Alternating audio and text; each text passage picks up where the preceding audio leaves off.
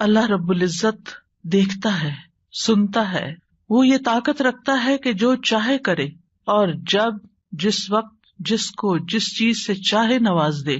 اس لیے اگر ہمارا یہ یقین ہے کہ ہمارا رب ایسا ہی ہے تو اس چیز سے ہمارے اندر دعا کا جذبہ اور زیادہ پیدا ہوگا۔ جتنا جتنا انسان کو اللہ سبحانہ تعالیٰ کی معرفت حاصل ہوتی چلی جاتی ہے تو فطری طور پر، قدرتی طور پر اس کے اندر یہ جذبہ پیدا ہوتا جاتا ہے کہ وہ اپنی ہر ضرورت کے لیے، چھوٹی ضرورت کے لیے بھی اور بڑی ضرورت کے لیے بھی اپنے اسی رب کو پکارے اور اس سے دنیا اور آخرت کی سعادتیں اور بھلائیاں مانگ لے۔ وہ اسی کو اپنا کارساز بنا لے، اسی کو اپنا مددگار سمجھے۔ اس لیے دعا کرتے رہنا چاہیے۔ دعا کا نہ کوئی خاص وقت مقرر ہے کہ اس وقت کا آپ انتظار کریں تو دعا کر سکتے ہیں، نہیں، آپ ہر وقت دعا کر سکتے ہیں۔ اور نہ ہی اس کے لیے کوئی خاص قسم کا عمل کرنے کی ضرورت ہے کہ وہ عمل کریں گے تو ہی دعا کر سکتے ہیں، نہیں۔ اور نہ ہی اس کے لیے کسی زبان کی پابندی ہے کہ صرف آپ عربی میں ہی دعا کر سکتے ہیں۔ آپ اردو میں، اپنی مدر ٹنگ میں، کسی بھی زبان میں آپ دعا کر سکتے ہیں۔ وہ دعا اللہ تعالیٰ تک پہنچتی ہے، وہ دعا کو سنتا ہے اور اپنی حکمت کے مطابق اس کی قبولیت کا فیصلہ کرتا ہے کہ کیا بندے کو یہی چیز دے دی جائے جو وہ مانگ رہا ہے، یا اس سے بہتر کوئی چیز دی جائے، یا پھر اس سے کوئی بلا ٹالی جائے، یا اس کے لیے آخرت میں ذخیرہ کر لیا جائے، کیونکہ اس کے باقی اعمال اتنے نہیں ہیں کہ جن کی بنا پر یہ وہاں نجات پا سکے گا، تو اسے دنیا میں اس کی من پسند چیزیں دینے کی بجائے اس کے لیے آخرت میں اعمال کا ذخیرہ کر دیا جائے تاکہ اس کی آخرت میں نجات ہو سکے۔ لہذا ہم سب کو دعا کرتے رہنا چاہیے۔ دعا عظیم عبادت، شرف والی عبادت، وہ عبادت جس کو اللہ تعالیٰ پسند کرتا ہے، وہ عبادت کہ جسے چھوڑ دیا جائے تو اللہ تعالیٰ ناراض ہوتا ہے۔ دعا توحید کی بنیاد ہے، یہ ہمیں اپنے رب سے قریب کر دیتی ہے، اس سے ہماری مشکلات آسان ہوتی ہیں، تکلیفیں دور ہوتی ہیں، ہمیں برکتیں حاصل ہوتی ہیں۔ لہذا جو مشکلات سے نکلنا چاہتا ہے وہ دعا کو اپنے لیے لازم کر لے، کیونکہ اللہ تعالیٰ ہی پریشانیوں کو دور کرتا ہے۔ امن یجیب المضطر اذا دعاہ ویکشف السوء، بھلا کون ہے جو لاچار کی فریاد رسی کرتا ہے جب وہ اسے پکارتا ہے اور اس کی تکلیف کو دور کر دیتا ہے۔ تو جو شخص بھی مشکلات سے، پریشانیوں سے نجات چاہتا ہے اس کے لیے ضروری ہے کہ وہ دعا کو لازم کر لے، کیونکہ اللہ تعالیٰ ہی پریشانیاں دور کرتا ہے۔ اللہ تعالیٰ کے علاوہ کوئی نہیں جو پریشانی دور کر سکے۔ وقتی طور پر کوئی آپ کو دلاسا دے دے گا، کوئی آپ کی ہمت افزائی کر دے گا، کوئی آپ کا دکھ بانٹ دے گا، لیکن آپ کی مشکل صرف اور صرف اللہ تعالیٰ ہی حل کر سکتا ہے۔ وَإِن يَمْسَسْكَ اللَّهُ بِضُرٍّ فَلَا كَاشِفَ لَهُ إِلَّا هُوَ وَإِن يَمْسَسْكَ بِخَيْرٍ فَهُوَ عَلَى كُلِّ شَيْءٍ قَدِيرٌ، اگر اللہ تجھے کوئی تکلیف پہنچائے تو اس کے سوا اسے کوئی دور کرنے والا نہیں، اور اگر وہ تجھے کوئی بھلائی پہنچائے تو وہ ہر چیز پر پوری طرح قادر ہے۔ ہم دیکھتے ہیں کہ عام طور پر لوگ مشکل وقت میں اللہ تعالیٰ کے سوا سب کو بھول جاتے ہیں، آخر میں انسان صرف اللہ ہی کو یاد کرتا ہے، اور یہ صرف مسلمان کے ساتھ ہی نہیں، نان مسلمز کے ساتھ، شرک کرنے والوں کے ساتھ، الحاد کا رستہ اختیار کرنے والوں کے ساتھ بھی یہی معاملہ ہے۔ اور اس میں ہم دیکھتے ہیں کہ ایک مرتبہ جب اکرمہ بن ابی جہل نبی صلی اللہ علیہ وسلم سے بھاگ کر کشتی پر سوار ہو گئے، مکہ سے بھاگ گئے اور پھر جزیرۃ العرب چھوڑنا چاہا، اور جس کشتی پر بیٹھے وہ سمندر کے بیچ میں جا کر ڈوبنے لگی، تو کشتی کے مالکوں نے کہا کہ لوگوں اخلاص کے ساتھ دعا کرو۔ اخلاص کا مطلب یہ ہے کہ بتوں کو بھول جاؤ اور صرف اللہ سے دعا کرو، اس لیے کہ اس کے ڈوبنے کو صرف اللہ ہی بچا سکتا ہے۔ تو اس وقت چونک اٹھے کہ اسی چیز کی دعوت تو ہمیں محمد صلی اللہ علیہ وسلم دے رہے ہیں۔ اس وقت انہوں نے عہد کیا کہ اگر آج اے رب تو مجھے بچا لے گا تو پہلا کام میں یہ کروں گا کہ میں محمد صلی اللہ علیہ وسلم کے ہاتھ میں اپنا ہاتھ دے دوں گا، میں اسلام قبول کر لوں گا۔ اور پھر آپ جانتے ہیں کہ اکرمہ بن ابی جہل نے کس اخلاص کے ساتھ اسلام قبول کیا، تو دعا کی قبولیت ہی ان کے اسلام کا ایک ذریعہ بنی۔ اور دعا کرنے کی 3 صورتیں ہیں۔ ایک تو یہ کہ اللہ تعالیٰ کی توحید بیان کرنا، جس میں انسان کہتا ہے یا اللہ لا الہ الا اللہ لا الہ الا انت سبحانک انی کنت من الظالمین، یہ دعا کا ایک طریقہ ہے۔ یہاں آپ صرف اللہ تعالیٰ کی توحید بیان کر رہے ہیں، اپنی کوتاہیوں کا اعتراف کر رہے ہیں۔ پھر اسی طرح آپ کہتے ہیں ربنا، اے ہمارے رب، یہاں بھی آپ اپنے رب کو رب کہہ کے پکار رہے ہیں، گویا اللہ تعالیٰ کی تعریف کر رہے ہیں. اور پھر دوسرا طریقہ یہ ہے کہ اللہ تعالیٰ سے انسان صرف بخشش کا سوال کرتا رہے اور رحمت کا سوال کرتا رہے، جیسے استغفر اللہ استغفر اللہ استغفر اللہ.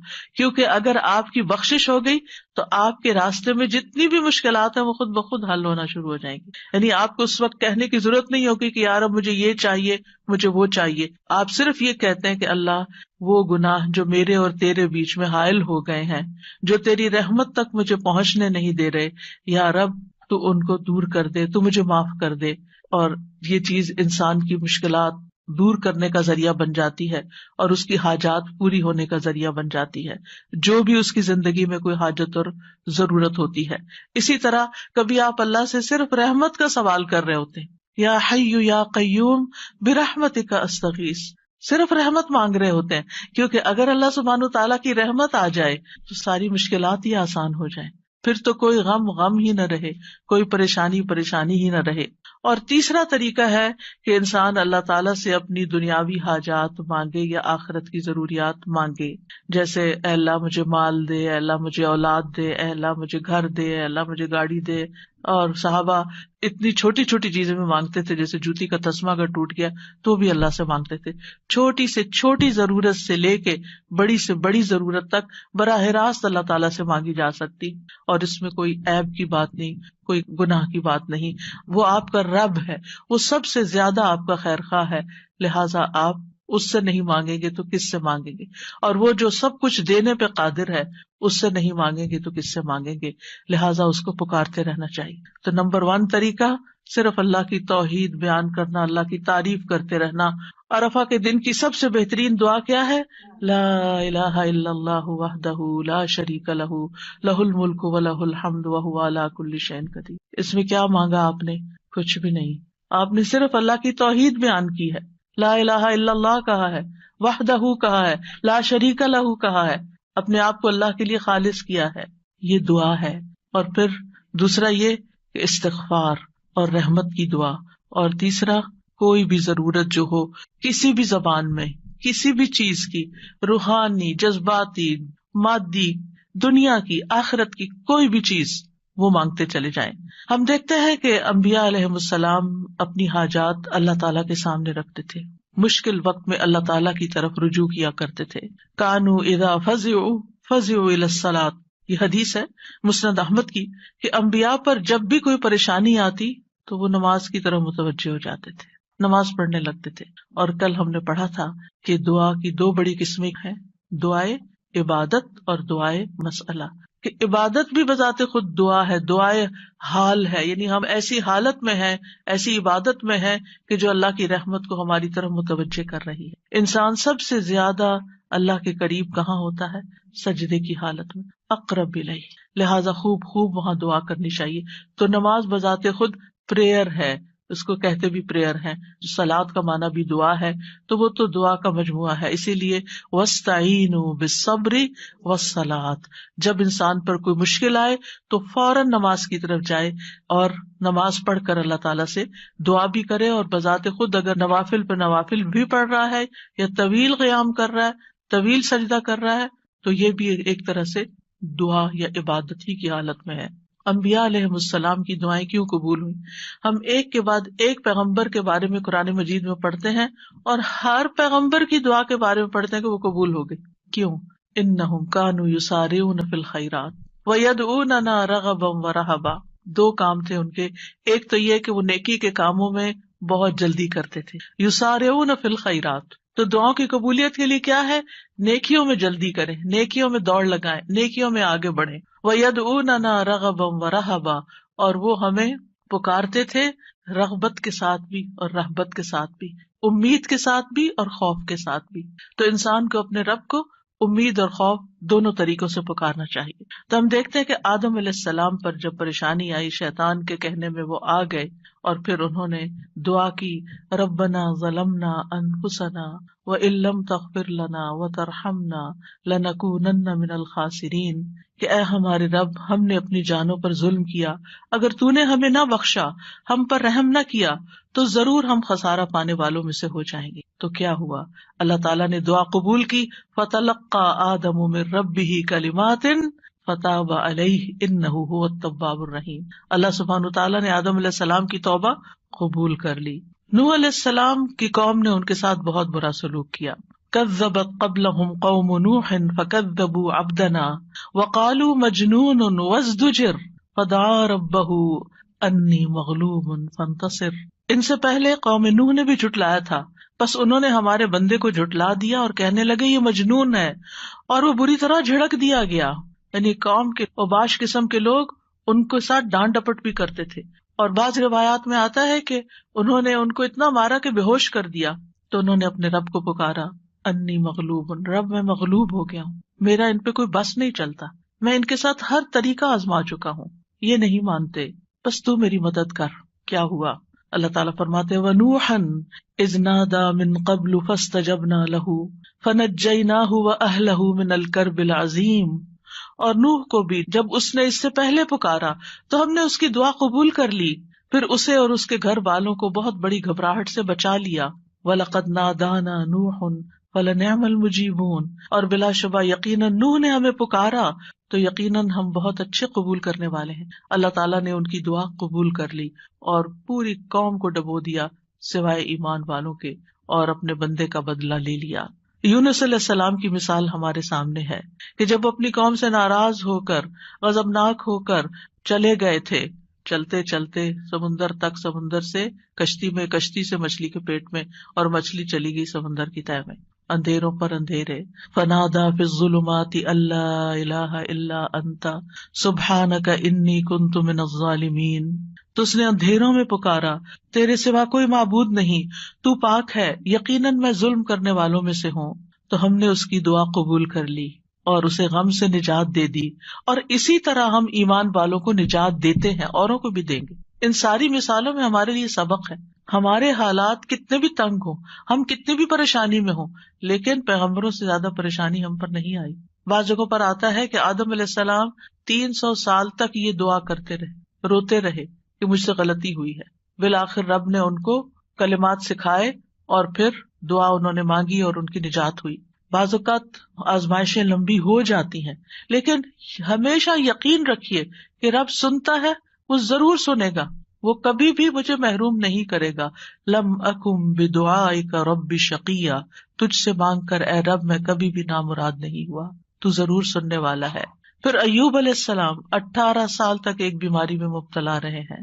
وَأَيُّوبَ إِذْ نَادَى رَبَّهُ أَنِّي مَسَّنِيَ الضُّرُّ وَأَنْتَ أَرْحَمُ الرَّاحِمِينَ فَاسْتَجَبْنَا لَهُ فَكَشَفْنَا مَا بِهِ مِنْ ضُرٍّ وَآتَيْنَاهُ أَهْلَهُ وَمِثْلَهُمْ مَعَهُمْ رَحْمَةً مِّنْ عِنْدِنَا وَذِكْرَىٰ لِلْعَابِدِينَ۔ اور ایوب جب اس نے اپنے رب کو پکارا کہ بے شک مجھے تکلیف پہنچی ہے اور تو رحم کرنے والوں میں سب سے زیادہ رحم کرنے والا ہے، تو ہم نے اس کی دعا قبول کر لی، بس اسے جو تکلیف تھی دور کر دی، اور اس کے گھر والے اور ان کے ساتھ اتنے ہی اور عطا کر دیے اپنے پاس سے رحمت کے طور پر۔ ان لوگوں کے لیے یاد دہانی ہے یہ جو عبادت کرنے والے ہیں۔ یعنی بعض اوقات انسان سوچتا ہے میں عبادت بھی کرتا ہوں، میں اللہ تعالیٰ کی حرام کردہ چیزوں سے بھی بچتا ہوں، لیکن میں دعا کرتا رہتا ہوں مگر میری دعا نہیں سنی جاتی، معلوم نہیں کیوں۔ اب دیکھیے کس طرح یعقوب علیہ السلام سال ہا سال تک، بعض روایات میں 40 سال اور بعض میں اس سے بھی زیادہ وقت کے لیے وہ بیٹے سے جدا ہوئے تھے، اور مسلسل دعا کرتے رہے، مایوس نہیں ہوئے۔ اللہ تعالیٰ نے بالآخر ان کی دعا سن لی۔ چھوڑنا نہیں، پیچھے نہیں ہٹنا۔ ایوب علیہ السلام نے کہا تھا انی مسنی الضر وانت ارحم الراحمین، اللہ مجھے تکلیف پہنچی ہے اور تو سب سے بڑا رحم کرنے والا ہے، تو سب مہربانوں میں سے بڑھ کر مہربان ہے، تو مہربانی نہیں کرے گا تو اور کون کرے گا۔ تو یہاں انہوں نے اللہ تعالیٰ کی رحمت کی فریاد کی۔ پھر ابراہیم علیہ السلام مشکل ترین حالات میں اللہ تعالیٰ پر توکل کرتے ہیں۔ ابن عباس کہتے ہیں کہ یہ کلمہ حسبنا اللہ ونعم الوکیل ابراہیم علیہ السلام نے اس وقت کہا تھا جب انہیں آگ میں ڈالا گیا تھا، اور ان کے اس کلمے کی وجہ سے ان پر آگ ٹھنڈی ہو گئی، کیونکہ انہوں نے کہا تھا حسبنا اللہ ونعم الوکیل، حسبنا اللہ، اللہ ہمیں کافی ہے. یہ بھی پکارنے کا ایک انداز ہے، اللہ کی رحمت کو طلب کرنے کا ایک انداز ہے. اور ان کے اس کہنے پر اللہ سبحانہ تعالیٰ نے کیا فرمایا، قلنا یا نار کونی بردم وسلاما علی ابراہیم، اے آگ تو ابراہیم پر سراسر ٹھنڈک اور سلامتی والی بن جا. ابراہیم علیہ السلام نے نیک اولاد کی دعا کی، رب ہب لی من الصالحین فبشرناہ بغلام حلیم، اے میرے رب مجھے لڑکا عطا کر جو نیکوں میں سے ہو، تو ہم نے اسے ایک بردبار لڑکے کی خوشخبری دی. بغلام حلیم، ایسا نہیں ہوا کہ ابراہیم علیہ السلام نے ادھر دعا کی اور ادھر ان کو اسحاق اور اسماعیل علیہ السلام مل گئے. انتہائی بڑھاپے کی حالت میں جا کر بہت سالوں کے بعد دعا قبول ہوئی، لیکن قبول ہوئی. ہمارے لیے اس میں سبق یہ ہے کہ مانگتے رہیں چاہے سال ہا سال گزر جائیں. اور پھر وہ کہتے ہیں الحمدللہ الذی وہب لی علی الکبر اسماعیل و اسحاق ان ربی لسمیع الدعاء. سب تعریف اس اللہ کی ہے جس نے مجھے بڑھاپے کے باوجود اسماعیل اور اسحاق عطا کیے، بے شک میرا رب تو بہت دعا سننے والا ہے.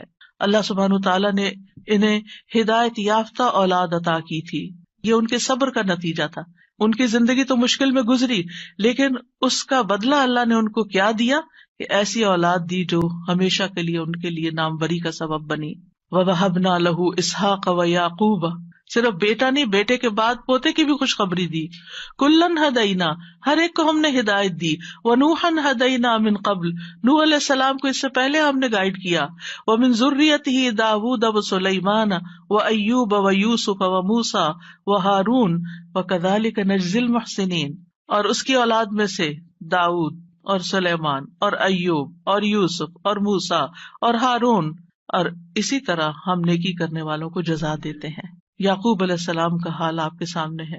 انہوں نے اپنے غم اور دکھ کی فریاد لوگوں کے سامنے نہیں کی، لوگوں کو جا کر اپنے دل کا حال نہیں بتایا.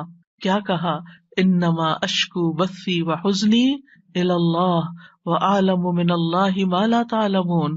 یعقوب علیہ السلام نے کہا، بے شک میں اپنی بے قراری اور غم کی شکایت صرف اللہ سے کرتا ہوں، اللہ ہی میرے دل کا حال جانتا ہے کہ یہاں کیسی کیسی بے قراری ہے بچے کی جدائی میں، اور میں اللہ کی طرف سے وہ باتیں جانتا ہوں جو تم نہیں جانتے. بہت کچھ جاننے کے باوجود انہیں یہ نہیں پتا تھا کہ بیٹا مصر میں ہے. اللہ نے نہیں بتایا. وہ کہہ سکتے تھے نا اللہ تعالیٰ مجھے بتا دیں وہ کہاں ہے، آپ تو جانتے ہیں، آپ مجھے بھی بتا دیں. لیکن اللہ سبحانہ تعالیٰ نے اس کا بھی ایک وقت رکھا تھا.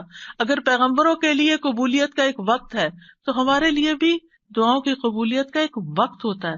قبولیت کا مطلب یہ نہیں ہوتا کہ بس منہ سے نکلتے ہی بات آپ کی فرمائش پوری ہو جائے. اور پھر آپ دیکھیے کہ کس طرح اللہ تعالیٰ نے ان کی دعا قبول کر لی. اور پھر ہم دیکھتے ہیں کہ یوسف علیہ السلام کی مثال، انہوں نے تو اپنے لیے ایک انوکھی ہی دعا مانگی. قال رب السجن احب الی، قید خانے میں جانے کی دعا کی تاکہ ان عورتوں کا قید اور مکر جو ہے وہ ان سے دور ہو جائے.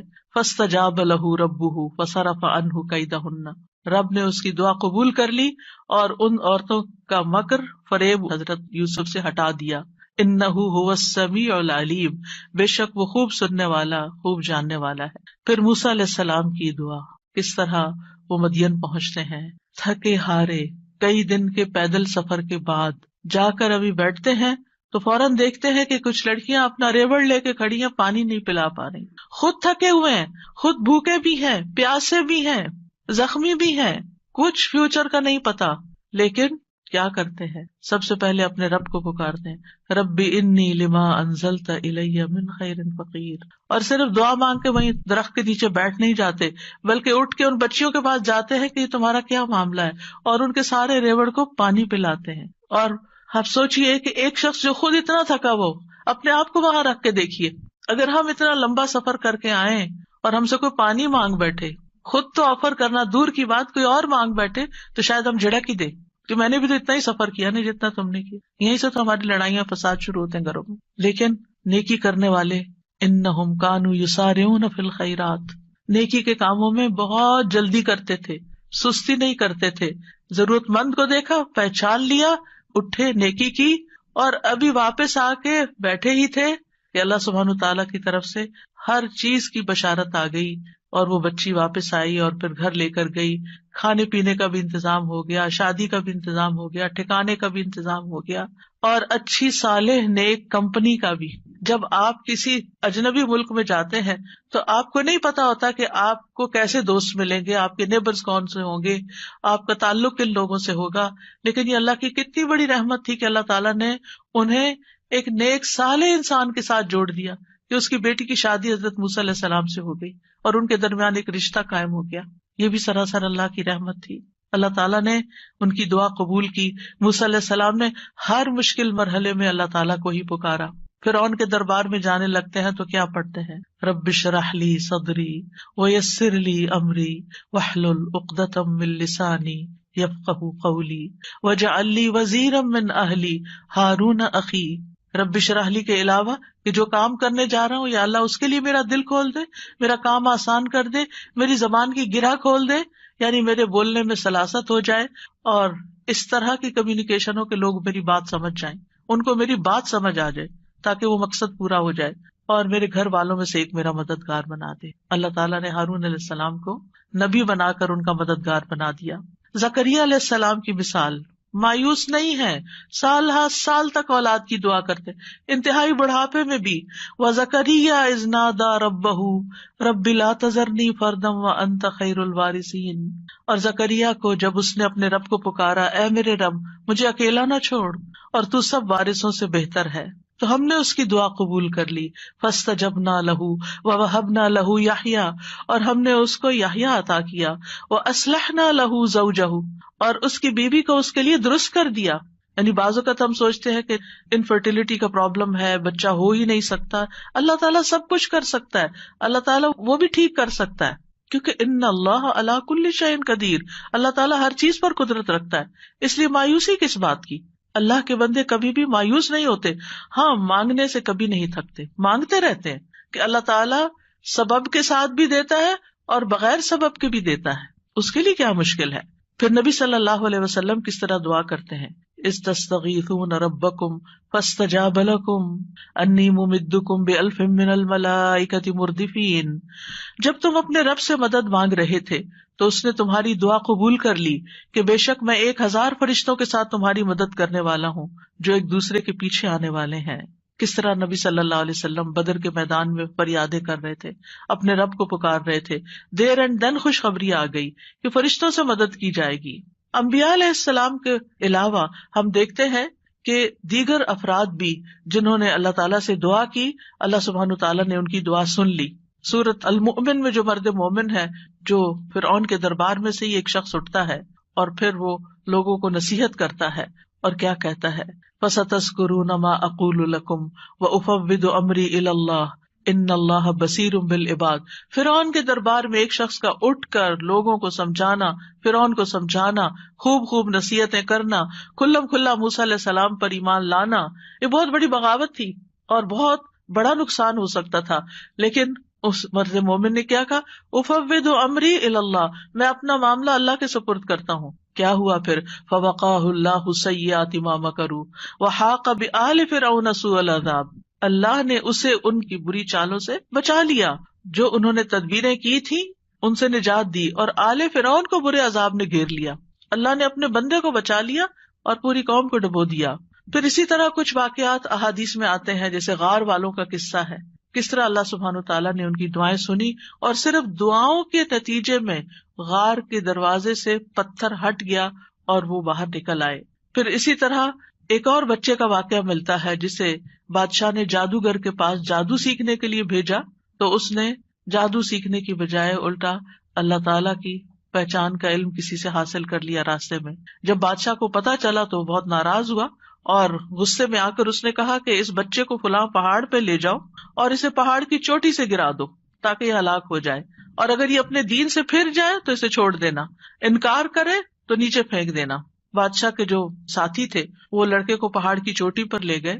اس لڑکے نے ایک دعا مانگی، اللہم اکفنیہم بما شئت، اللہم اکفنیہم بما شئت، اے اللہ جس طرح تو چاہے تو مجھے ان کے مقابلے میں کافی ہو جا، ان کے مقابلے میں تو میرا ساتھ دے.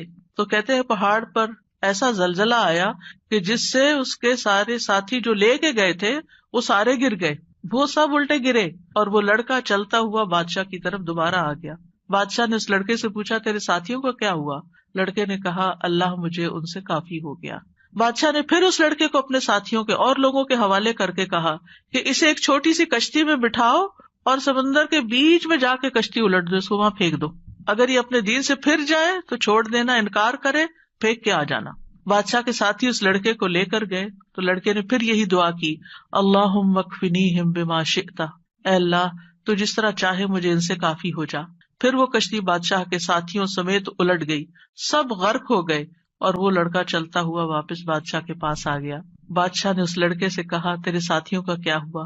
کہنے لگا، اللہ مجھے ان کے مقابلے کے لیے کافی ہو گیا۔ اور واقعی اللہ ہی کافی ہوتا ہے دشمن سے نبٹنے کے لیے۔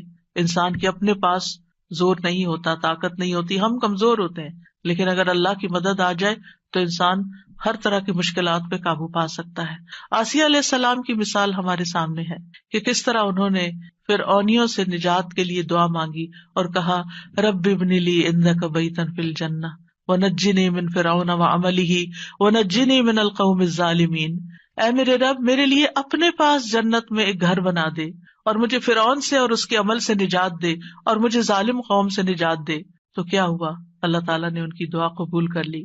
ابو ہریرہ کہتے ہیں کہ فرعون نے اپنی بیوی کے دونوں ہاتھوں اور دونوں پاؤں کے لیے 4 میخیں گاڑی، یعنی جیسے وصولی دیتے ہیں نا، تو ہر ہاتھ میں میخ گاڑی اور پاؤں میں بھی۔ جب وہ فرعونی ان سے جدا ہوتے تو فرشتے ان پہ سایہ کر لیتے۔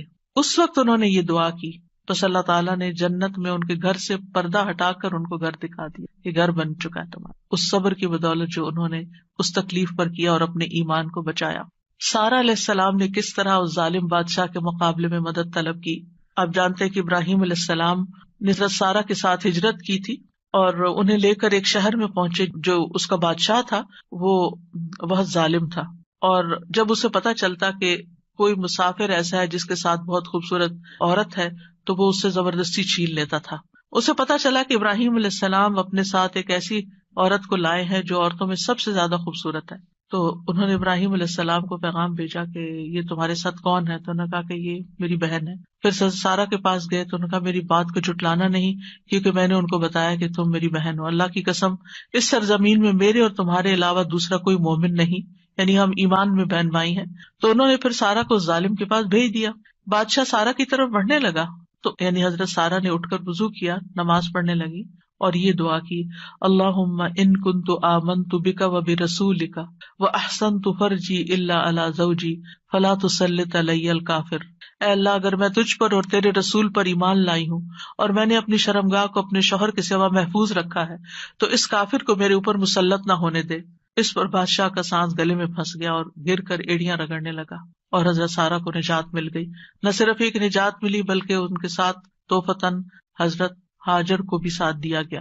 خولہ بنت ثعلبہ کی مثال قرآن میں آپ کے سامنے ہے کہ کس طرح ان کے شوہر نے ان سے زہار کیا تو وہ پریشان ہو گئی اور نبی صلی اللہ علیہ وسلم کے پاس آئیں اور تکرار کرنے لگی کہ میرے مسئلے کا کوئی حل بتایا جائے۔ تو اس پر اللہ سبحانہ وتعالیٰ نے کیا آیات نازل کی، قد سمع اللہ قول التی تجادلک فی زوجہا وتشتکی الی اللہ واللہ یسمع تحاورکما۔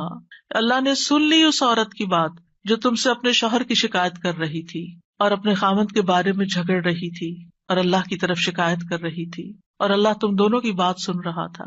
تو اللہ سبحانہ وتعالیٰ نے اس عورت کی بات سن لی کا مطلب کیا ہے؟ دعا قبول کر لی، مسئلے کا حل مل گیا۔ اسی طرح سلف صالحین جو ہیں وہ بھی اللہ کو پکارتے ہیں۔ امت کے جو نیک لوگ ہیں ان میں سب سے پہلے صحابہ کرام ہیں، وہ سب سے بڑھ کر اللہ تعالیٰ کو جاننے والے تھے، اللہ تعالیٰ کی معرفت رکھتے تھے، وہ اللہ کے رسول کو جاننے والے تھے، وہ دین میں سب سے زیادہ بصیرت رکھتے تھے اور سب سے زیادہ دعا کرنے کے ادب آداب سے واقف تھے کہ کیسے دعا کی جاتی ہے۔ ہم دیکھتے ہیں کہ عمر بن خطاب رضی اللہ عنہ دعا کے ذریعے اپنے دشمن کے خلاف فتح طلب کرتے تھے، اور یہ دعا ان کے لشکروں میں سے عظیم لشکر تھا۔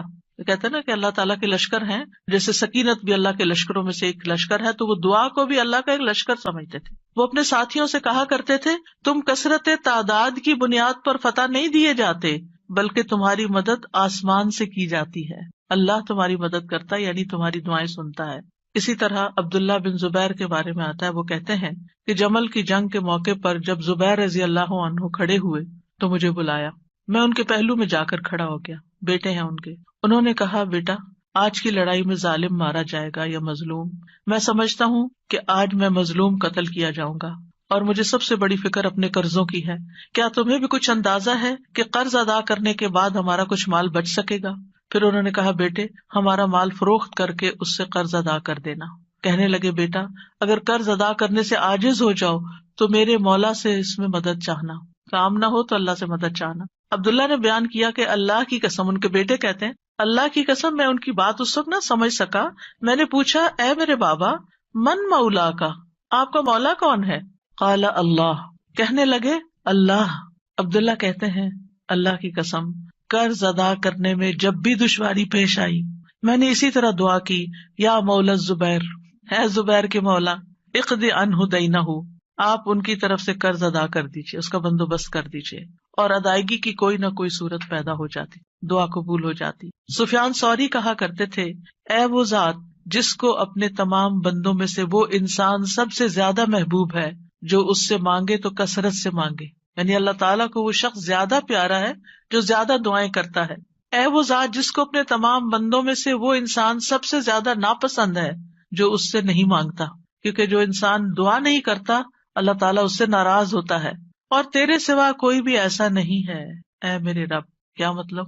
کوئی بھی اور ایسا نہیں. اگر کسی سے بھی انسان ایک سے زیادہ دفعہ کچھ مانگ لے تو وہ ناراض ہو جاتا ہے، اور نہ مانگے تو خوش رہتے ہیں. ایون ماں باپ بھی آپ دیکھیں، اگر بچے ایک دفعہ کچھ مانگے تو کہ اچھا بیٹا لے لو، پھر دوسری دفعہ پھر مانگے تو ایک دن آتا ہے کہ ماں باپ بھی کہتے کہ تم کب تک مانگتے رہو گے، اپنا بندوبست خود کرو.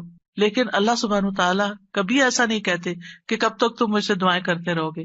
وہ پسند کرتے ہیں کہ بندہ دعا کرتا رہے.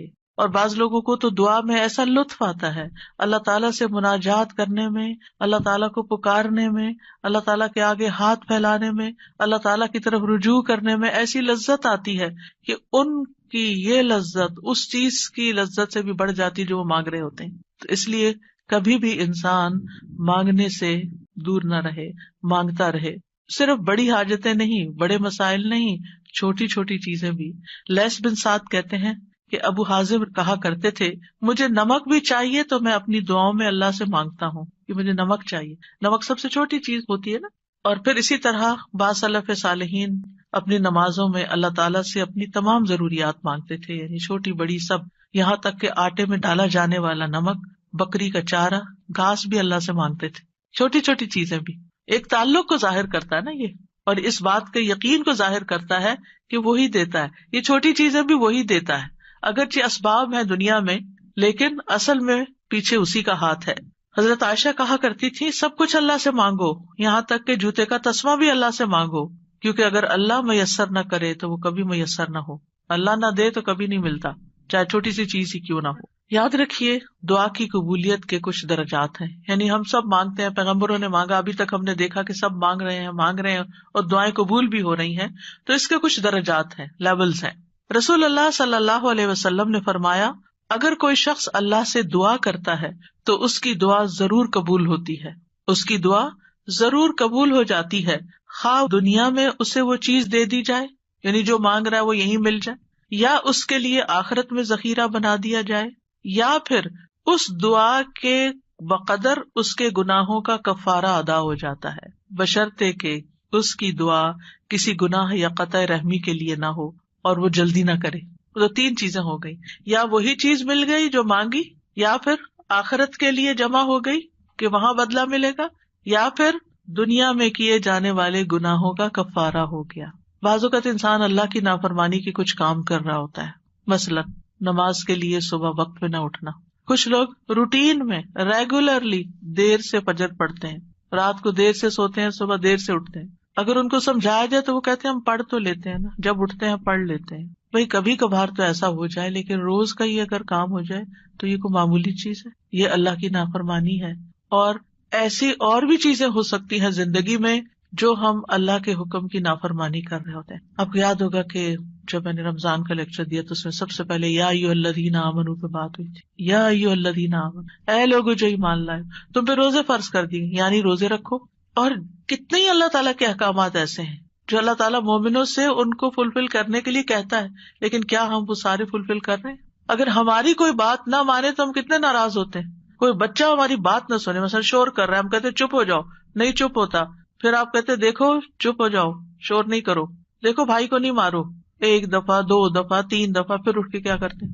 پھر لگانی پڑتی ہے نا. کیوں لگانی پڑتی؟ تاکہ فساد ختم ہو، لڑائی ختم ہو. ویسے نہیں وہ مان رہا. ہمارا بھی یہی حال ہے. اللہ تعالیٰ ہمیں ڈھیل دیے رکھتے ہیں، یہ غلط کام نہیں کرو نہیں کرو نہیں کرو، مختلف چانسز ملتے رہتے ہیں، نہیں چھوڑتے. پھر اللہ تعالیٰ کسی مشکل میں ڈال دیتے ہیں. اب بندے بنو گے تم، اب آؤ گے میری طرف. پھر بندہ اللہ کی طرف رجوع کرتا ہے، پھر توبہ کرتا ہے، پھر معافیاں مانگتا ہے، پھر دعائیں کرتا ہے، پھر اللہ سبحانہ وتعالیٰ اس کی دعا سن لیتا ہے اور اس کے پچھلے گناہ معاف ہو چکے ہوتے ہیں. جب تک دعائیں کرتا رہتا ہے، وہ عبادت کی حالت میں ہوتا ہے نا، تو اس عبادت سے ان الحسنات یذہبن السیئات، گناہ جب معاف ہو جاتے ہیں، بندہ نکھر کے ٹھیک ہو جاتا ہے، پھر اس کی دنیا کی مشکل آسان ہو جاتی ہے اور آخرت میں بھی اس کی صفائی ہو چکی ہوتی ہے، گناہ کم ہو چکے ہوتے ہیں. ہمیں سمجھ نہیں آ رہی ہوتی کہ یہ ہمارے ساتھ کیا ہو رہا ہے، ہماری دعا کیوں نہیں قبول ہو رہی، لیکن وہ قبول ہو رہی ہوتی ہے. وہ کہیں اور کام کر رہی ہے، وہ کسی اور طریقے سے قبول ہو رہی ہے، وہ گناہوں کی معافی کا ذریعہ بن رہی ہے. اسی لیے دعا کا ایک طریقہ کیا ہے؟ صرف استغفار کرنا. جیسے نوح علیہ السلام نے کہا تھا فَقُلْتُ اسْتَغْفِرُوا رَبَّكُمْ إِنَّهُ كَانَ غَفَّارًا يُرْسِلِ السَّمَاءَ عَلَيْكُمْ مِدْرَارًا. قحط سالی ہو گئی، بارشیں رک گئی، استغفار کرو، بارشیں برسنے لگیں گی. تمہارے گناہوں کی وجہ سے رکی تھی، توبہ کر لو، پھر حالات اچھے ہو جائیں گے. سارے مل کے توبہ کرو، پوری قوم توبہ کرے.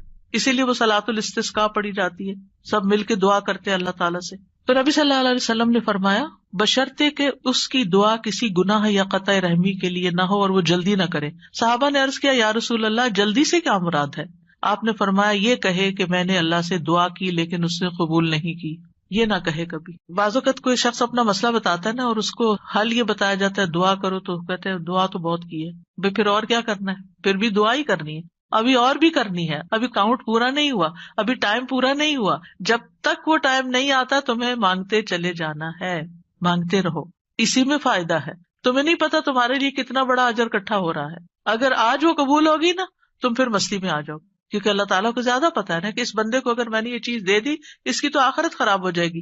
آپ کو نہیں پتا ہوتا کہ آپ اگر اپنے بچے کو اس ایج میں گاڑی لے دیں گے تو وہ کیا کرے گا، اس ایج میں فلاں چیز دے دیں گے تو کیا کرے گا. حالانکہ آپ افورڈ کر سکتے ہیں، آپ اس کو دے سکتے ہیں، لیکن کیوں نہیں کوئی چیز دیتے اس وقت جب وہ مانگ رہا ہوتا ہے، آپ کی منتیں کر رہا ہوتا ہے، دائیں بائیں آگے پیچھے دن رات آپ کے پیچھے بچے پڑ جاتے. مجھے یاد ہے کہ میرے ایک بچے کو جب فون چاہیے تھا تو پیچھا ہی نہیں چھوڑتا تھا، دن رات میرے پیچھے. میں نہیں دینا چاہتی تھی کہ ابھی وہ ایج نہیں میچورٹی کی کہ جس میں فون دیا جائے. تو کیا میں ظالم تھی؟ نہیں، اسی کی خاطر، اسی پر مہربانی اور اسی کے فائدے کی خاطر نہیں دینا چاہتی. یہ تو ہم انسان ہیں کم عقل، چھوٹی سی عقل میں تھوڑی سی بات سمجھ جاتے ہیں کہ ابھی یہ چیز نہیں دینی. اسی طرح آپ کے گھر میں مثلاً کوئی شوگر کا پیشنٹ ہے، اس کا من پسند کھانا رکھا ہوا ہے لیکن آپ اس کو نہیں دیتے. کیوں نہیں دیتے؟ ایسا نہیں ہے کہ وہ ہے نہیں کھانا، سب کچھ ہے، لیکن اس لیے نہیں دیتے کہ وہ کھا کر بیمار ہوگا اور بیمار ہوگا، سخت نقصان ہو سکتا ہے. نہیں دینا. تو کیا اللہ تعالیٰ کو نہیں پتا کہ جو کچھ ہم مانگ رہے ہیں وہ ابھی ہمیں اس کو دینا ہے یا نہیں دینا، ابھی یہ کام ہو جانا چاہیے یا نہیں ہو جانا چاہیے؟ اس کو ہم سے زیادہ پتا ہے. وَلِلَّهِ الْمَثَلُ الْأَعْلَى. اس لیے کوئی بھی اگر دعا قبول نہیں ہوتی کوئی بات نہیں، موقع غنیمت جانے اللہ سے قریب ہونے کا، قریب تر ہوتے جانے کا. اسی میں خیر ہے، اسی میں بھلائی ہے. قَدْ جَعَلَ اللَّهُ لِكُلِّ شَيْءٍ قَدْرًا. اللہ نے ہر چیز کا ایک اندازہ رکھا ہے، وقت رکھا ہے، ایک ٹائم ہے، اس پر ہو جائے گا. اب یہ جو 3 ہے قبولیت کے راستے، ان میں سے سب سے پہلا کہ کبھی اللہ تعالیٰ وہ چیز دے دیتا ہے جو ہم مانگتے ہیں. مثلاً ابراہیم علیہ السلام نے نیک بیٹا مانگا تھا، ربی حبلی من الصالحین. انہوں نے صرف بیٹا نہیں مانگا، کہا ربی حبلی من الصالحین، اللہ مجھے نیک بیٹا دے. کتنی عقل مند تھے نا. ہم جب کوئی چیز مانگتے ہیں تو بس کہتے ہیں کچھ مل جائے، بس جو بھی مل جائے لے لیں گے.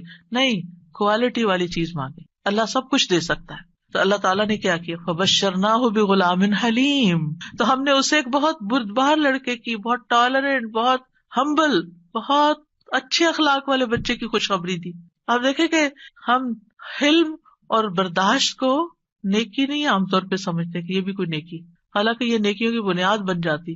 جس بندے کے اندر ٹالرنس ہوتی ہے وہ دوسرے کی بات سن کے برداشت کر جاتا ہے، وہ وار سہ جاتا ہے، وہ شوق برداشت کر لیتا ہے.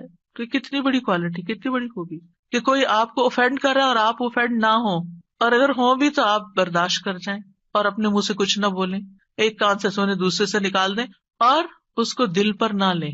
کچھ لوگوں کا حال یہ ہوتا ہے کہ اگر چھوٹی سی بھی کوئی بات ان کو کہہ دے تو وہ ان کے اندر ایسی ہلچل مچاتی ہے کہ انہیں ہر چیز بھول جاتی ہے اور وہ وہی سوچے جاتے. یہ بھی اپنے آپ کو ٹارچر دینا ہے. جس نے وہ بات کی اس کو تو شاید خبر بھی نہ ہو، تو میٹھی نیند سو رہا ہو اور آپ خواہ اپنے بستر پہ کروٹ بدل رہے ہیں. تو یہ کیا ہے؟ ریزسٹنس نہیں ہے آپ کے اندر. آپ ہر چیز لیے جا رہے ہیں اپنے اوپر. بھیا کیوں اپنے اوپر ہر چیز لیے جا رہے ہیں؟ پرے پھینکے اس کو اٹھا کے کہ اس نے کہا، اس کا اخلاق، اس کی غلطی اسی پر. میں اپنے دل میں یہ نہیں سوچوں. اپنے آپ کو بول کے کہا کرے. آواز کا بھی ایک اثر ہوتا ہے. بولا کرے مجھے اس بات کو اب نہیں سوچنا، مجھے اس کو محسوس نہیں کرنا، مجھے اپنے دل میں نہیں رکھنا. اور پیٹرن بریک کر کے کچھ ایسی چیز پڑھے، کچھ ایسا کام کرے کہ بھول جائیں اس کو. اور نیکسٹ ٹائم وہ شخص سامنے آئے تو منہ بنا کے اور غصے کی آنکھوں سے مت دیکھیں. اچھے سے اسمائل کر کے دیکھیں، اچھے سے اسمائل کر کے بات کریں. آپ دیکھیں گے کہ وہ جو غصہ آیا بھی تھا نا وہ کہیں چلا جائے گا. لیکن ہم غصے کو پرورش دیتے ہیں، اس کی پرورش کرتے ہیں. کہا تھا نا اس نے، اب میں نے اس کے ساتھ یہ کرا. اندر ہی کھچڑی پکاتے رہتے ہیں. اور جب وہ شخص سامنے آتا ہے تو کوئی نہ کوئی سخت لفظ بول جاتے ہیں کیونکہ ہم بدلہ لینا چاہ رہے ہوتے. اب کیا ہے، آپ نے تو ایک لفظ بولا، ہو سکتا ہے وہ 10 اور بول دے. آپ بتائیں کیا کریں گے؟ مسئلہ تو حل نہیں ہوا، مسئلہ تو وہیں کھڑا رہا، پریشانی تو وہیں رہی. تو کیا فائدہ ہوا؟ تو اس لیے یہ حلم کی کوالٹی جو ہے، یہ برداشت کی کوالٹی جو ہے، بہت بڑی خوبی ہے. اور آپ دیکھیے کہ اگر آپ کے بچے کے اندر یہ ہے نا تو آپ بڑی خوش قسمت پیرنٹ ہیں کہ آپ اس کو ڈانٹ رہے ہیں، آپ اس کو سنا رہے ہیں اور وہ آگے سے آپ کو جواب نہیں دیتا.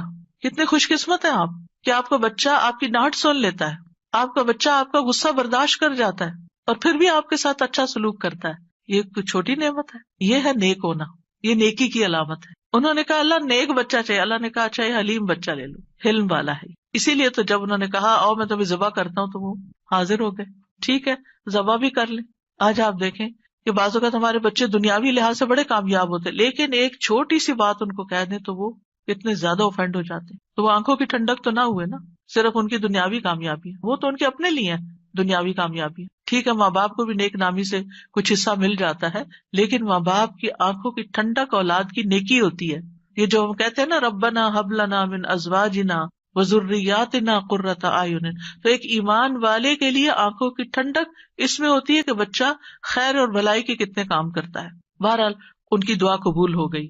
کبھی ایسا بھی ہوتا ہے کہ مانگی ہوئی چیز سے اللہ تعالیٰ زیادہ بہتر چیز آپ کو دے دیتا ہے. آپ کچھ اور مانگ رہے تھے، آپ کو مانگنا نہیں آ رہا تھا، اللہ تعالیٰ کو آپ پر پیار آیا، آپ نے چھوٹا مانگا، اللہ نے اس سے بڑھ کر آپ کو دے دیا. کئی دفعہ ہم کہتے ہیں نا کہ میں نے تو کبھی یہ سوچا بھی نہیں تھا، میں نے اتنا نہیں مانگا تھا. میرے ایک رشتے دار ہیں، اللہ نے ان کو بہت دیا، تو کبھی میری بات ہوتی ہے ان سے تو کہتے ہیں کہ میں نے اتنا نہیں مانگا تھا اور اللہ تعالیٰ دیتا ہی چلا جا رہا ہے. تو ایسا بھی ہوتا ہے کہ بعض اوقات آپ والدین کے بڑے ہی فرما بردار ہوتے ہیں، ان کے دکھ درد کے ساتھی ہوتے ہیں اور اللہ سبحانہ تعالیٰ آپ کو صلہ رحمی کا ویسے بھی وعدہ ہے کہ جو رشتے جوڑے گا، جو ماں باپ کے ساتھ احسان کا برتاؤ کرے گا، رشتے جوڑے گا، تعلقات اچھے رکھے گا، اللہ تعالیٰ اس کی عمر اور رزق میں برکت عطا فرمائے گا. یہ رزق کے دروازوں میں سے ایک دروازہ ہے کہ تھوڑا بھی ہے تب بھی احسان کا معاملہ کرو، رشتے داروں کے ساتھ اپنے تعلقات ریلیشن شپ اچھے رکھو. تو اللہ سبحانہ تعالیٰ کبھی کبھی ہم کچھ مانگتے ہیں، اللہ تعالیٰ میں اس سے بھی بہتر عطا کرتا ہے.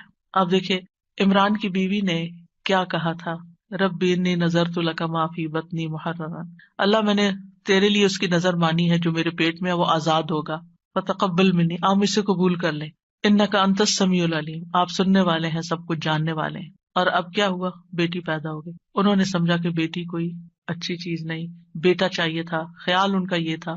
واللہ اعلم بما وضعت ولیس الذکر کالانثی، اللہ تعالیٰ نے کیا فرمایا کہ لڑکا لڑکی کی طرح نہیں ہوتا. یہاں جو کام بیٹی کرے گی وہ بیٹا نہیں کر سکتا. اور پھر حضرت مریم سے کیسی خیر دنیا میں جاری ہوئی. اللہ نے ان کو کس طرح چنا، ایمان والی عورتوں کی سردار ہیں وہ. کبھی اللہ تعالیٰ مانگی ہوئی چیز جیسی کوئی تکلیف دور کر دیتا ہے. آپ کچھ مانگ رہے ہوتے ہیں اور ادھر سے تکلیف آ رہی ہوتی ہے، اللہ تعالیٰ اس مانگنے کی وجہ سے اس تکلیف کو پیچھے ہٹا دیتے ہیں. ہم کہتے ہیں ہماری دعا قبول نہیں، کتنی غلط بات کرتے ہیں، استغفر اللہ.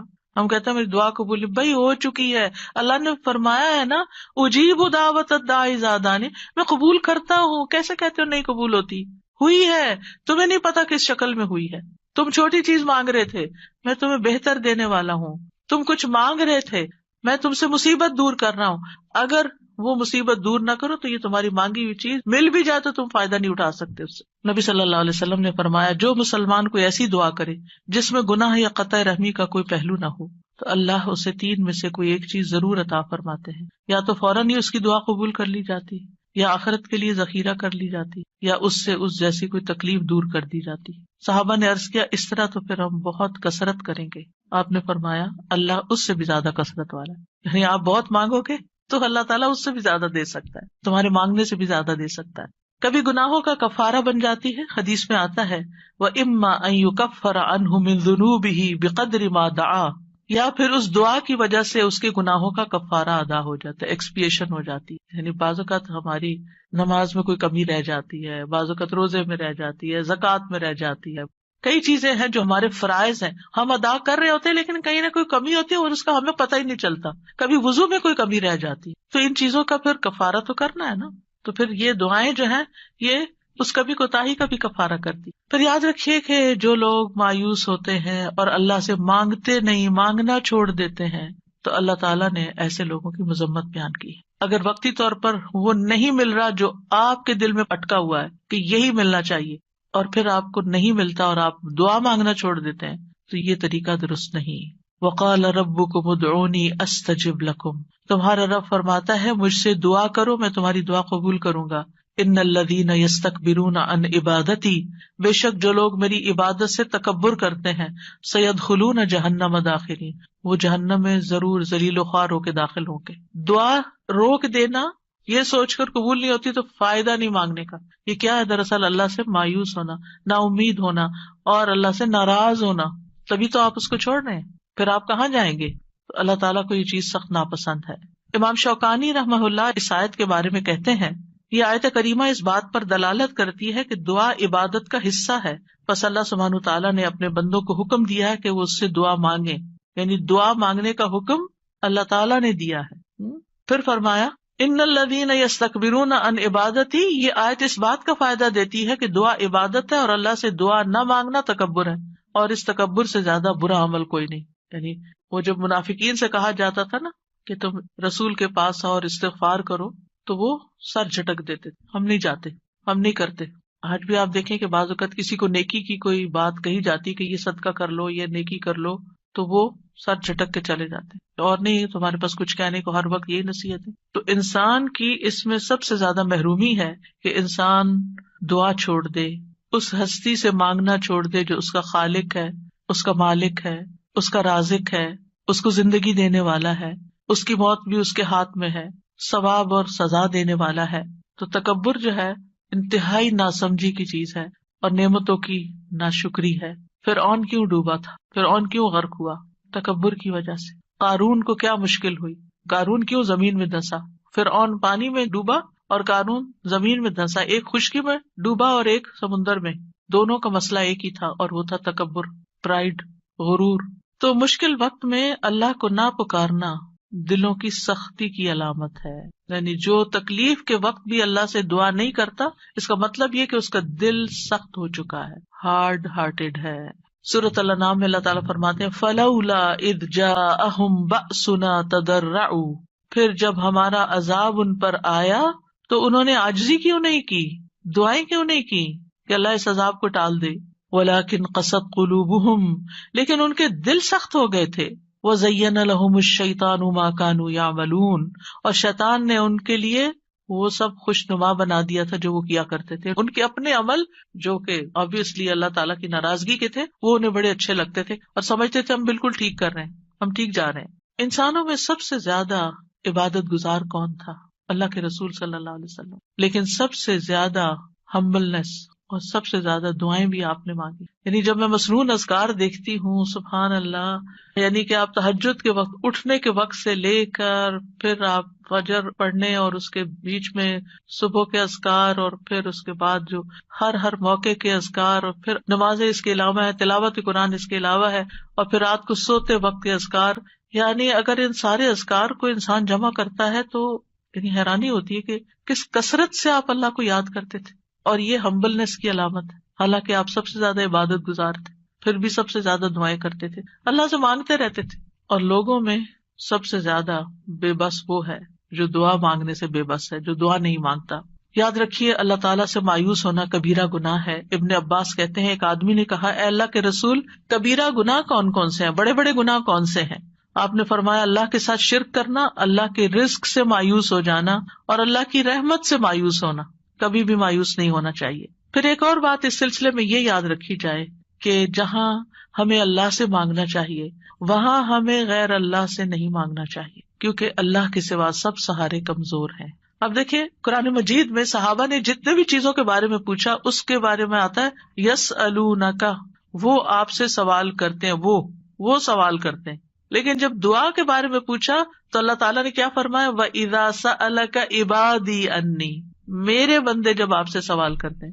سوال کا انداز کتنا اچھا لگا، اللہ تعالیٰ کو کتنا پسند آیا کہ سوال کرنے والوں کو میرے بندے کہا، اپنے بندے کہا. اس سے آپ اندازہ لگائیے دعا کی اہمیت کا. تو اللہ تعالیٰ نے یہ نہیں کہا قل یا فقل انی قریب، فرمایا انی قریب. وَإِذَا سَأَلَكَ عِبَادِي عَنِّي فَإِنِّي قَرِيب، بس انہیں بتا دو کہ میں قریب ہی ہوں. گویا بندے اور اللہ کے بیچ میں کوئی واسطہ وسیلہ نہیں، کوئی اور نہیں، بس بندہ اور اللہ. ہم بیچ میں اوروں کو لے آتے ہیں. ہمارے معاشرے میں کتنا عام ہے کہ کوئی کسی پیر کو لے آتا ہے اور کوئی کسی بزرگ کو لے آتا ہے، اور دور جاہلیت میں فرشتوں کو اور بتوں کو اور معلوم نہیں کس کس کو. مَا نَعْبُدُهُمْ إِلَّا لِيُقَرِّبُونَا إِلَى اللَّهِ زُلْفَىٰ، مانگیں اللہ سے، غیر اللہ کی طرف نہیں جائیں. غیر اللہ کے سہارے سب کمزور ہیں. مثل الذین اتخذوا من دون اللہ اولیاء کمثل العنکبوت اتخذت بیتا وان اوہن البیوت لبیت العنکبوت لو کانوا یعلمون. ان لوگوں کی مثال جنہوں نے اللہ کے سوا اور مددگار بنا رکھے ہیں، مکڑی کی مثال جیسی ہے جس نے گھر بنایا، حالانکہ بے شک سب گھروں میں سے کمزور گھر مکڑی کا ہے اگر وہ جانتے ہوتے. غیر اللہ تو ایک مکھی بھی پیدا نہیں کر سکتے. غیر اللہ کو پکارنا سب سے بڑی گمراہی ہے. وَمَنْ أَضَلُّ مِمَّنْ يَدْعُو مِن دُونِ اللَّهِ مَن لَّا يَسْتَجِيبُ لَهُ إِلَىٰ يَوْمِ الْقِيَامَةِ وَهُمْ عَن دُعَائِهِمْ غَافِلُونَ. اور اس سے بڑھ کر کون گمراہ ہے جو اللہ کے سوا انہیں پکارتا ہے جو قیامت تک اس کی دعا قبول نہیں کریں گے. یعنی قبروں میں سوئے ہوئے یا فرشتے یا جن یا کوئی اور مخلوق، کسی سے بھی نہیں، اور وہ ان کے پکارنے سے بے خبر ہیں. اور جب سب لوگ اکٹھے کیے جائیں گے تو وہ ان کے دشمن بن جائیں گے، یعنی غیر اللہ وہ دشمن بن جائیں گے اور ان کی عبادت سے منکر ہوں گے. کیوں نہیں پکارنا چاہیے غیر اللہ کو؟ کیونکہ اللہ کے سوا کوئی کسی چیز کا مالک نہیں ہے. وہ دعا قبول کرنے کی استطاعت نہیں رکھتے. پہلی بات یہ کہ وہ سنتے بھی نہیں ہیں، قبر میں نہیں سنتے. وہ جب وہ سنتے نہیں ہیں تو پھر آپ کی بات کا جواب بھی نہیں دیتے، اور آپ کی ضرورت کہاں سے پوری کریں گے یا آپ کے لیے وسیلہ کہاں سے بنیں گے. مدد کرنے کی طاقت بھی نہیں رکھتے. سورۃ الاعراف میں آتا ہے والذین تدعون من دونہ لا یستطیعون نصرکم ولا انفسہم ینصرون. تم جنہیں اللہ کو چھوڑ کر پکارتے ہو نہ وہ تمہاری مدد کر سکتے ہیں اور نہ خود اپنی مدد ہی کے قابل ہے. نہ وہ نفع دے سکتے ہیں، نہ نقصان دور کر سکتے ہیں، نہ تکلیف کو ہٹا سکتے ہیں، نہ اس کو بدل سکتے ہیں. رسول اللہ صلی اللہ علیہ وسلم نے فرمایا جو شخص اس حالت میں مر جائے کہ وہ اللہ کے سوا اوروں کو بھی پکارتا ہو تو وہ آگ میں داخل ہوگا. کتنی سخت بات ہے. کیسے لوگ کہتے ہیں یا علی، یا پیر عبد القادر جیلانی، اور یا پتہ نہیں کون کون. نہیں، اللہ کے سوا کسی کو نہیں پکارنا. تو بہرحال ہم سب کو اللہ ہی کی طرف رجوع کرنا ہے اور اللہ ہی سے دعا کرنا ہے. اللہ سبحانہ وتعالیٰ سے دعا ہے کہ وہ ہمارے اس علم کو ہمارے سینوں میں محفوظ کر دے اور ہمیں اس عبادت کی توفیق عطا فرمائے اور ہم سے راضی ہو جائے اور ہماری خطائیں معاف کر دے. جی اساسی ایک سوال تھا اور ایک جی ضرور. سوال میں تو یہ تھا جیسے آپ نے بتایا دعا ہم اردو میں بھی مانگ سکتے ہیں، تو کیا جب ہم سجدے میں دعا مانگتے ہیں اس وقت بھی اردو میں مانگ سکتے ہیں یا نہیں؟ نہیں، سجدے میں، نماز کے سجدے میں نہیں، ویسے الگ سے سجدے میں پڑھ کے دعا کرنی تو وہ کر سکتے. اچھا، اوکے، جزاکم اللہ خیرا. سبحانک اللہم و بحمدک اشہد ان لا الہ الا انت استغفرک و اتوب الیک. السلام علیکم و رحمۃ اللہ وبرکاتہ.